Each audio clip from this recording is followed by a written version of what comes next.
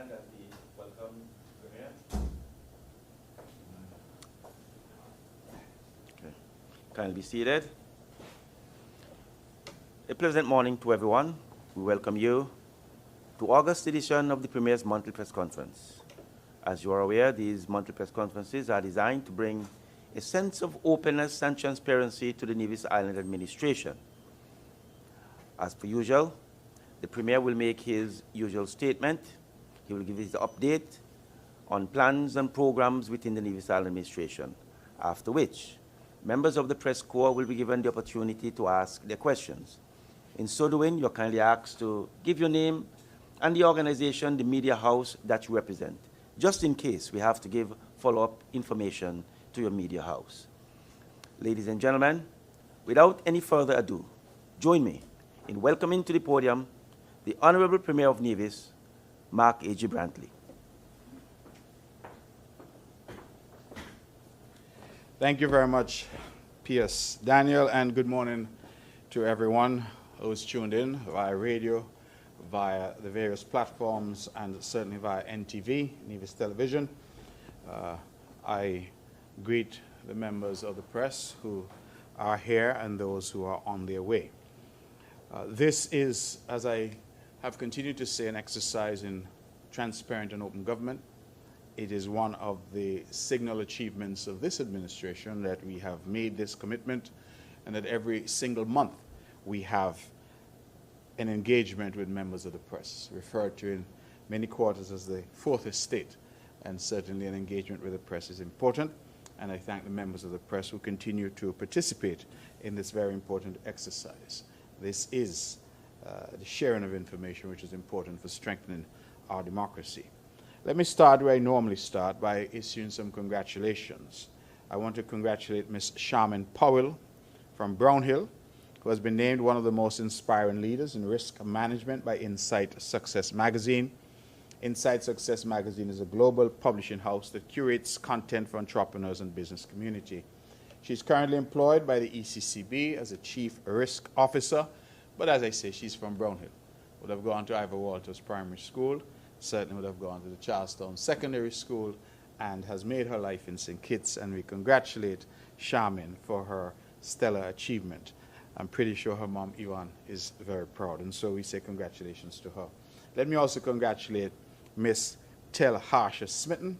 She has been promoted, we're told, to Cafeteria Chef de Partie at the Four Seasons Resort Nevis, and we continue to celebrate our young people when they do great things and are recognized for what they're doing. And so we congratulate young Chef Smitten and hope that she continues moving from height to height.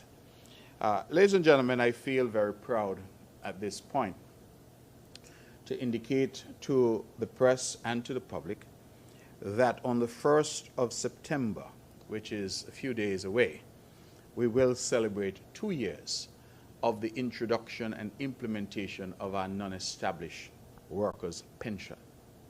I feel particularly proud as Premier of Nevis that I and the cabinet that I lead were able to come up with a plan. And I would like to thank the technocrats who assisted in that, led by P.S. Wakely Daniel, who you would have heard from a bit earlier. That plan sought to give our non-established workers some comfort, some dignity, and has allowed them to proceed into retirement with something in their pockets and an expectation of some payment on a monthly basis. Now, why is that important? It is important because prior to September 1st, 2022, we had never extended to our NE workers that privilege. And we had people who would have toiled for 30, 40 years sometimes, who left, as we say colloquially, with their two long hands and got nothing. And so I would like to report that as we look back and as we look forward, I can say that we have so far benefited some 80 non-established workers under this scheme introduced by this administration.